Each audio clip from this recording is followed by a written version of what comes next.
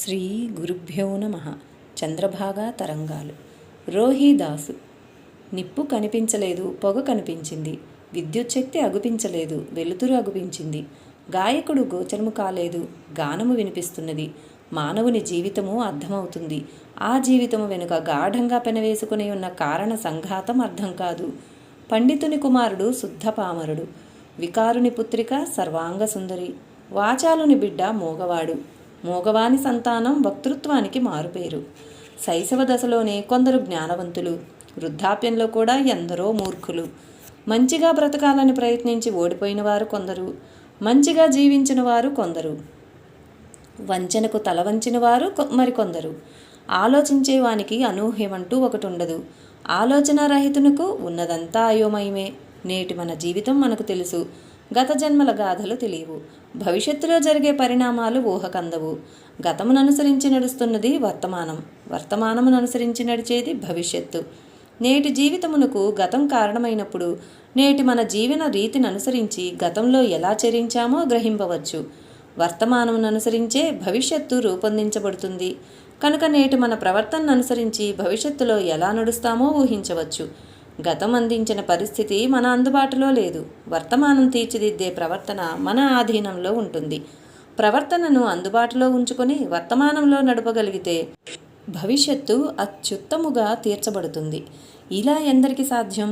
ప్రయత్నించిన వారికి అసాధ్యమంటూ ఉండదు. ప్రయత్నమే ప్రారంభించని వ్యక్తి సాధించేదంటూ ఉండదు. ప్రయత్నశీలురు ఫలితార్హులు. ముఖ్యంగా ఆధ్యాత్మిక రంగంలో వ్యక్తి చేయు సాధన ఇసుమంతైనా వృధా పోదు. జీవితాంతం సత్వగుణముతో మెలిగి కఠోర సాధనను అనుసరించి అనివార్య కారణాల వల్ల మరణించినచో ఆ వ్యక్తి మరుజన్మ ప్రారంభములోనే మహాత్ముడుగా కదులుతాడు, మధుర జీవనాన్ని గడుపుతాడు. అలాంటి వ్యక్తులు ఎక్కడో అరుదుగా కనిపిస్తారు. జ్ఞానదేవ్, కబీర్, కాన్హోపాత్ర, ప్రహ్లాద, సమర్థ రామదాస్ పుట్టుకతోనే జ్ఞానులుగా ఆవిర్భవించిన వారు. అట్టి పవిత్రాత్మల కోవకు చెందిన పరమ భాగవతోత్తముడు భక్త రోహిదాసు. పరమ పవిత్రమైన కాశీక్షేత్రంలో రఘు అనే వ్యక్తి ఉండేవాడు. అతడు కులవృత్తిని అనుసరించి చెప్పులు కుట్టేవాడు. రాత్రులందు రాజుగారి ఆస్థానంలో కాపలాదారుగా కూడా ఉండేవాడు. చాలా కాలంగా అతనికి సంతానం లేదు. పుత్ర సంతానం అనుగ్రహించమని భగవానుని ధ్యానిస్తుండేవాడు. భగవత్ ప్రసాదంగా అతనికి ఒక పుత్రుడు జన్మించాడు. అతనికి రోహిదాస్ అని నామకరణం చేశాడు. పుట్టినది మొదలుకొని కుర్రవాడు విలపించలేదు.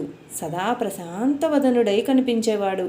పానీయములను కూడా త్రాగడం లేదు. ఇతని ప్రవర్తన కుటుంబంలోని వారినే గాక నగరవాసులందరినీ కూడా ఆశ్చర్యచకితులను చేసింది. ఊరి ప్రజలంతా వచ్చి చూసేవారు. బ్రహ్మజ్ఞాన కాంతులేను ఆ బాలుని ముఖ సరోజమును చూసి ఇతడు మహాజ్ఞాని వలె కనపడుచున్నాడు, యోగభ్రష్టుడై ఇలా జన్మించాడేమో అని చెప్పుకునేవారు. ఒకనాడు ఈ వింత వార్త విని రాజుకొలువులోనున్న నర్తకి రోహిదాసుని చూడటానికి వస్తుంది. ప్రసన్నవదనుడై ఊయల్లో పడుకోనున్నాడు. నర్తకి రోహిదాసుని సమీపించి చూసింది. ఆ బాలునిలో గోచరించే ఆధ్యాత్మిక సౌందర్యమును చూసి ఆశ్చర్యపోయింది. ఎంతటి బ్రహ్మవర్చస్సు! గత జన్మలో వీరు గొప్ప సాధకులై ఉండాలి. ఈనాటి బంధమో! ఇక్కడ జన్మించారు.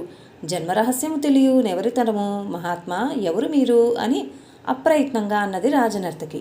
వెంటనే ఊయల్లో పడుకొని వీక్షిస్తున్న రోహిదాసు నవ్వుతూ, ఒకనాడు గురు ఆజ్ఞానుసారం నీ ఇంట నైవేద్యమునకు వలయు వస్తు సామాగ్రిని నిరాకరించిన బ్రాహ్మణ యువకుడను. గురుశాపవశాత్తు ఈ ఇంటిలో కడతీరుటకు రోహిదాసుగా జన్మించినవాడను అనెను. నర్తకి మనసులో ఆలోచన సుడిగుండం ప్రారంభమైంది. అవును, తనకింకా జ్ఞాపకముంది. ఇటీవలనే కొన్ని సంవత్సరాల క్రితం జరిగిన సంఘటన ఇది. ఒక జన్మలోని సమకాలీకులంతా బ్రతికి ఉండగా ఇతడు బాల్యముననే మరణించి ఈ ఇంటిలో మరలా జన్మించినాడు. కాశీక్షేత్రంలో భాగవతోత్తముడైన రామానంద స్వామి ఉండేవాడు. వారి వద్ద అనేక మంది శిష్యులు ఉండేవారు. ఒకనాడు శిష్యులలో ఒకరిని పిలిచి భగవానునకు నైవేద్యమును సమర్పించుటకు వస్తు సామాగ్రిని ఒక గృహస్థుని వద్ద నుండి అడిగి తెమ్మని చెప్పాడు. అయితే ఒక షరతు, ఆ గృహస్థుడు భక్తుడై ఉండాలి, శీలవంతుడై ఉండాలి, ఉత్తమ మార్గంలో జీవనయాత్ర చేసేవాడుగా ఉండాలి అని చెప్పారు రామానంద స్వామి. శిష్యుడు బయలుదేరాడు. ఒక ఇంటి ముందు నిలబడ్డాడు. తన అభీష్టము తెలియజేశాడు. ఆ ఇంటిలో నుండి ఒక స్త్రీ కావలసిన వస్తువులన్నీ ఒక పళ్ళెంలో ఉంచుకొని తెచ్చింది. గురువుగారి షరతులు జ్ఞాపకం వచ్చాయా బ్రహ్మచారికి? మీరేమిటి అని ప్రశ్నించాడు. నేను రాజనర్తకిని అని సమాధానం చెప్పింది. ఎందుకో బ్రహ్మచారి మనసు వాటిని గ్రహించుటకు అంగీకరించలేదు. వద్దని చెప్పి వెళ్ళాడు. ఇంతలో వర్షం ప్రారంభమైంది. గాలి జోరుగా వీస్తున్నది. కుండపోతగా వర్షం కురుస్తున్నది. ఒక ఇంటి ముందు పంచలో బ్రహ్మచారి తలదాచుకున్నాడు. ఇంటి యజమాని వచ్చి చూశాడు. ఆ బ్రహ్మచారిని గూర్చి వివరాలు అడిగి తెలుసుకున్నాడు. తన వద్ద ఆ వస్తు సామాగ్రిని గ్రహించి తన బ్రతుకును చరితార్థం చేయమని ప్రార్థించాడు. వర్షం తీవ్రంగా కురుస్తున్నది. ఇంతకన్నా మరో మార్గం కనిపించడం లేదు. ఆ ఇంటి యజమాని చెప్పులు కుట్టి జీవించే మాదిగ కులమునకు చెందినవాడు. అయినను చేయగలిగిందేమీ లేక అతని వద్ద నుండి సంభావన గ్రహించాడు. అది తీసుకుని గురువుగారి వద్దకు చేరాడు. త్రికాలవేదితుడైన రామానంద స్వామి జ్ఞానదృష్టితో సమస్తము గ్రహించాడు. వత్స, నా ఆజ్ఞకు వ్యతిరేకంగా వర్తించావు. నీచ వృత్తిలో జీవించే మాదిగవాణి ఇంట సంభావన తెచ్చి అపవిత్రం చేయ సంకల్పించావు. నీవు దీనికి పరిహారంగా మాదిగవాణి ఇంటనే జన్మించగలవు అని శపించాడు. అశ్రుపూరిత నయనాలతో బ్రహ్మచారి గురువుగారి పాదాలకు నమస్కరిస్తూ, మహాత్మా, మోక్షధామం చేరాలని మీ పాదాలను ఆశ్రయించాను. చివరకు నా బ్రతుకిలా నరకతుల్యమైనది అంటూ భోరున ఏడుస్తాడు. రామానందుడు బ్రహ్మచారిని ఓదార్చుతూ, నాయనా, దిగులు చెందకు. ఇందు నేను నిమిత్తమాత్రుడను. ఇదంతా భక్తవత్సలుడైన పాండురంగదేవుని దివ్య సంకల్పం. నీకిది చివరి జన్మ.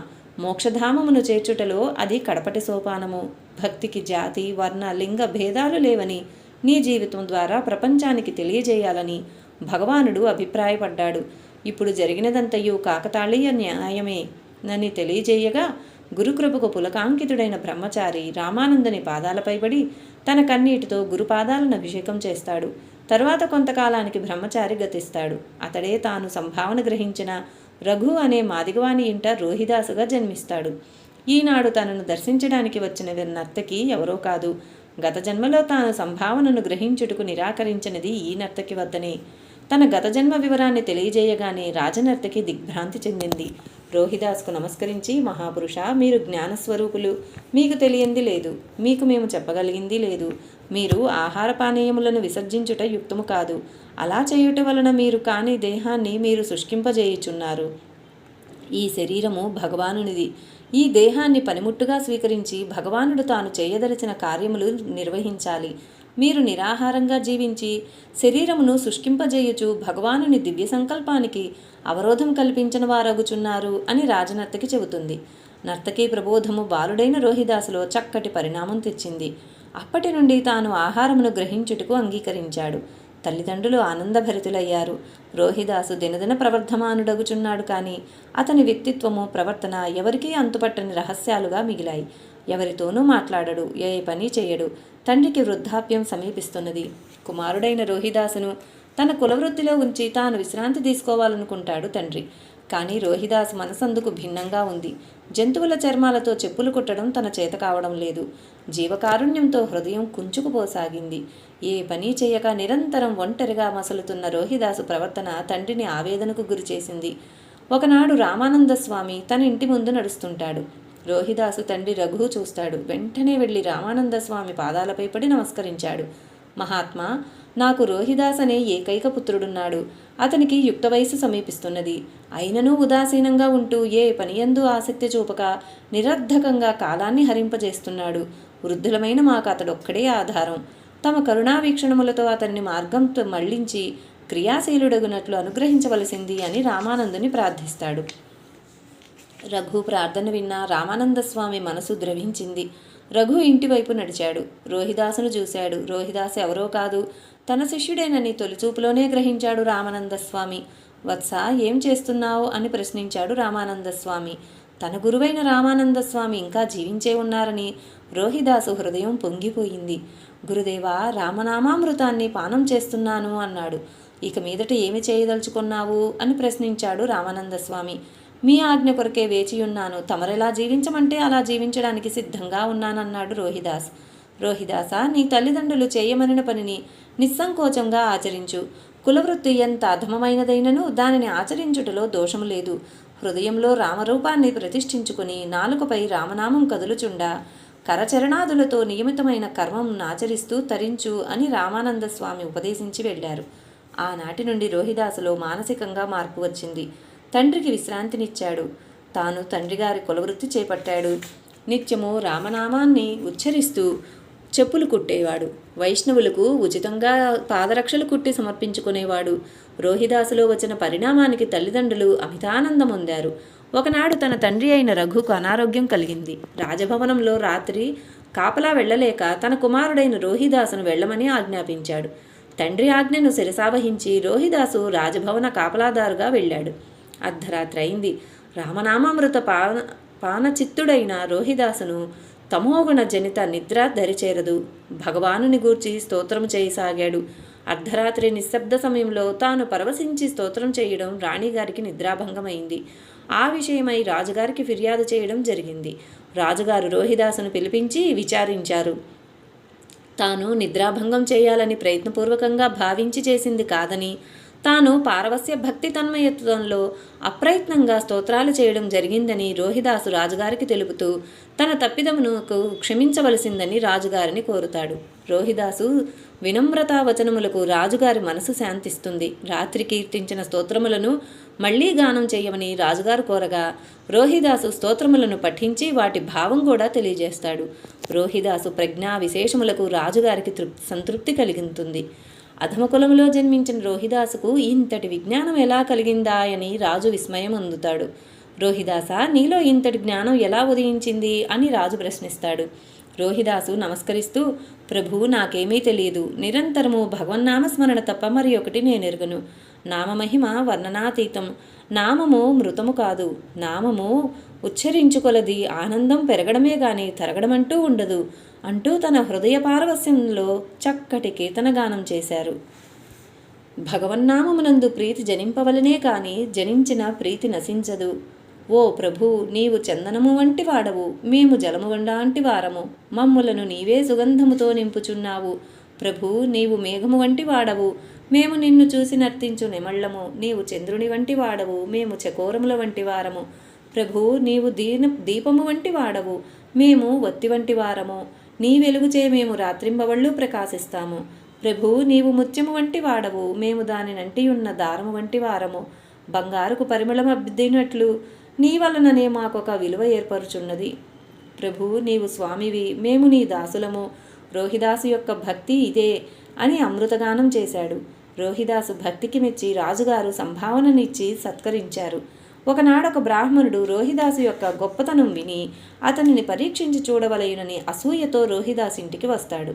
అదే సమయానికి రోహిదాసు పూజామందిరంలో కూర్చొని పూజ చేస్తుంటాడు. రోహిదాసు పూజా విధానమును వీక్షించవలయునని బ్రాహ్మణుడు సంకల్పించి ఇంటి కిటికీ గుండా లోనికి చూస్తాడు. రోహిదాసు చర్మముతో తయారు చేసిన ప్రతిమను పూజ చేయడం చూస్తాడు. వెంటనే లోనికి వెళ్ళి, ఓయి రోహిదాస, జన్మతః నీకు సంక్రమించిన నీచ వృత్తిని వదలలేకపోతున్నావు. పరమ పవిత్రుడైన భగవానుని చర్మ ప్రతిమగా చేసి పూజించుటయా? ఛీ ఛీ, అపచారం, నీవు పాపం చేయుచున్నావన్నాడు.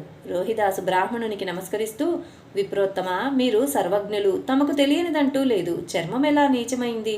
పూజ చేయు వానిపై కప్పబడి ఉన్నది కూడా చర్మమే కదా. జింక చర్మమునే ఆసనంగా వేసుకుని జపధ్యానాదులు ఆచరించుచున్నాము కదా. భగవత్ సంకీర్తనాదుల్లో ఉపయోగించే మృదంగం చర్మముతో చేసిందే కదా. చర్మముతో చేసిన మృదంగమును చర్మపు చేయి మ్రోగించగా చర్మపు చెవి వినుచున్నది. అలాంటప్పుడు చర్మం ఎలా నీచమైంది?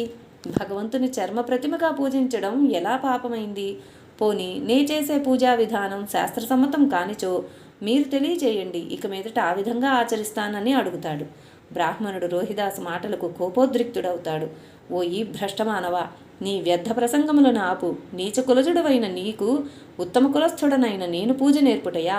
నీకా అర్హత లేదు. ఉపనయన సంస్కారం లేని నీ జాతికి అలాంటి అవకాశం లేదు అని బ్రాహ్మణుడు మండిపడతాడు. ద్విజోత్తమ, జన్మతో అందరూ శూద్రులుగానే జన్మిస్తారు. కర్మచేత విప్రులవుతారు. కర్మభ్రష్టులైన విప్రులు శూద్రులు కారా? అలాంటప్పుడు అంతఃకరణ శుద్ధి గల శూద్రునకు బ్రాహ్మణత్వం ఎందుకు రాదు? మహాత్మా, ఇవన్నీ అనర్ధావేశంతో దురవగాహనతో మనం ఏర్పరచుకున్న సంకుచిత కుడ్యాలు. భగవానుని దృష్టిలో అందరూ సమానమే. నాకు ఉపనయన సంస్కారం భగవంతుడే చేసి ఈ జన్మకు పంపించాడు అని నమ్రతతో చెబుతాడు రోహిదాసు. నీ వాచా వేదాంతానికి ఒక హద్దున్నట్లు కనిపించడం లేదు. అసత్యానికి మారుపేరులా కనపడుచున్నావు. ఉపనయనం జరిగిందని బొంకుతున్నావు. ఉపనయనం జరిగినట్లయితే యజ్ఞోపవీతం ఏది? అది కూడా ఉన్నట్లయినా బహుశా మా కంటికి కనబడని విధంగా ఉన్నదా? అవునులే, భగవంతుడు ఉపనయనం చేశాడు కదూ, అందుచేత యజ్ఞోపవీతం మాకెలా గోచరమవుతుంది అని చమత్కరిస్తాడు. వెంటనే రోహిదాసు, నాకు యజ్ఞోపవీతం కూడా ఉన్నది చూడండి అంటూ హృదయాన్ని చీల్చి లోపల యజ్ఞోపవీతమును చూపుతాడు. బ్రాహ్మణుడు ఆశ్చర్యపడి తన పొరపాటును గ్రహించి భక్తులు జాతి కుల మత భేదాలకు అతీతులని భావించి రోహిదాసు పాదాలపై బడి క్షమాభిక్ష కోరుతాడు.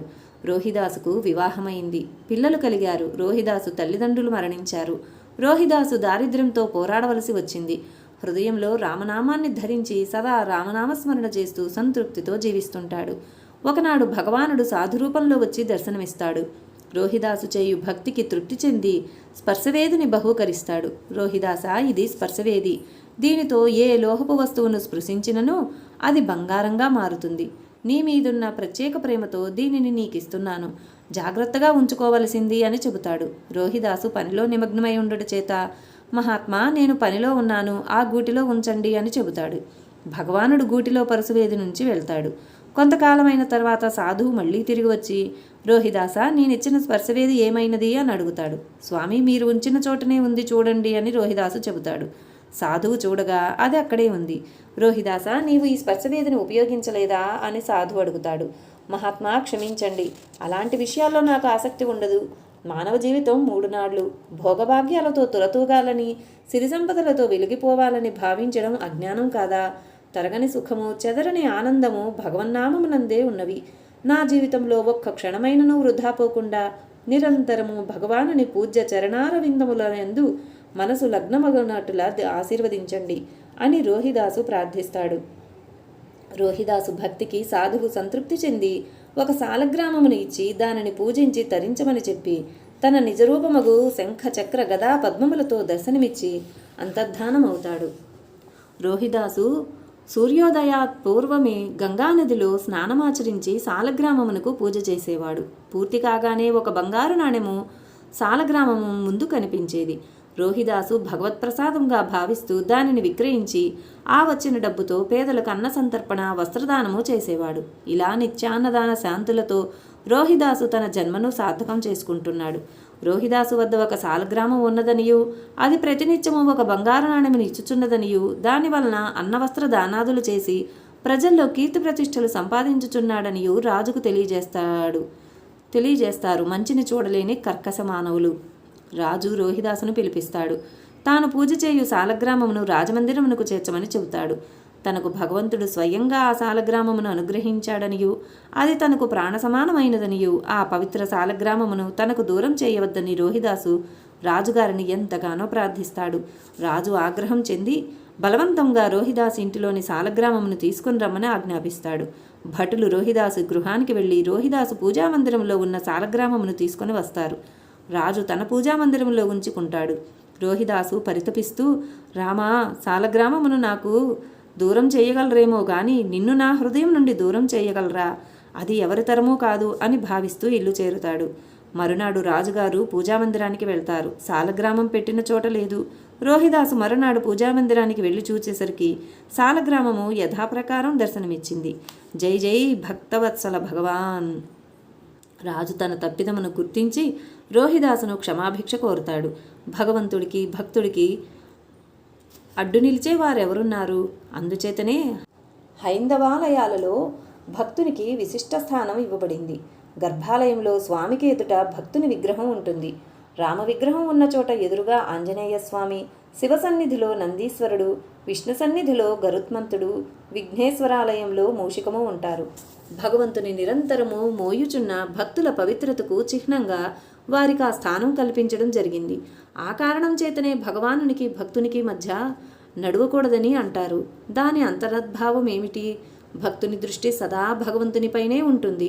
దానికి అడ్డు నిలువవద్దని అర్థం. ఇది కేవలం దేవాలయంలోనే కాక నిత్య జీవితంలో కూడా ఆచరించవలయునని భావం. భక్తులను పరీక్షించుట, అవహేళన చేయుట, వారికి కష్టాలు కలిగించుట చేయకూడదు. అంతకన్నా మించిన పాపం మరొకటి ఉండదు. భగవద్భక్తులు ప్రేమస్వరూపులు, త్యాగజీవులు, సేవాపరాయణత్వంతో జీవితమును సాగించే ఆదర్శమూర్తులు. వారి దివ్య దృష్టిలో ప్రతి జీవియు భగవంతుడే. ఏ వ్యక్తి బాధపడినా చూసి భరించలేరు. భగవానుడే బాధల్లో ఉన్నాడనే స్ఫురణ వారికి కలుగుతుంది. తోటి మానవుని సుఖ సంతోషాలను వీక్షించి తృప్తి చెందే భక్తుని అంతఃకరణ నిరంతరం సేవా దృక్పథంలోనే నడుస్తూ ఉంటుంది. భక్తులు ఇతరుల బాధలను తొలగించువారే గాని బాధలను కలిగించువారు కాదు. అట్టి పవిత్రాత్ములైన భక్తులను పరీక్షించుట మహాపరాధం. ఆంతరంగిక ఆధ్యాత్మిక సౌరభముతో జీవించే భక్తుల జీవనరాగ విన్యాసములు మనకు అర్థం కావు. అంత మాత్రాన అపార్థం చేసుకుని భక్తులను అవమానించకూడదు, అసహ్యించుకోకూడదు, ఆపదలను అందించకూడదు. అందరిలా కాకుండా అతీతంగా జీవించడంలోనే వారి ఔన్నత్యము దాగి ఉంది. భక్తుల సహచర్య భాగ్యం లభించుట మహాద్భాగ్యమని, భగవత్ ప్రసాదమని భావించి జీవించి చరించే జీవులు తప్పక తరించగలరు. పరమ భాగవతోత్తముడైన రోహిదాసు తన శేష జీవితమును నిత్య సమారాధనలో, నిరంతర జప సంకీర్తనాదులలో చరితార్థం చేసుకుని తన ఆదర్శనీయ జీవితం ద్వారా అనుకరింపదగిన అద్భుత చరితాత్ముడుగా భక్తుల హృదయాలలో స్థిరంగా నిలిచిపోయారు. తన జీవితమంతయు భగవదారాధనలో గడిపి అంతిమ సమయంలో భగవన్నామమును గానం చేయుచు అనంత చైతన్యంలో లీనమయ్యారు. భక్తవత్సల భగవాన్కి జై. జై శ్రీకృష్ణ. జై పాండురంగ. లైక్ చేయండి, షేర్ చేయండి, సబ్స్క్రైబ్ చేయండి. సబ్స్క్రైబ్ చేసుకున్న వారు పక్కనే ఉన్న బెల్ ఐకాన్ ప్రెస్ చేసి ఆల్ అని ప్రెస్ చేస్తే నా నోటిఫికేషన్స్ వెంటనే మీకు అందుతాయి. Thank you.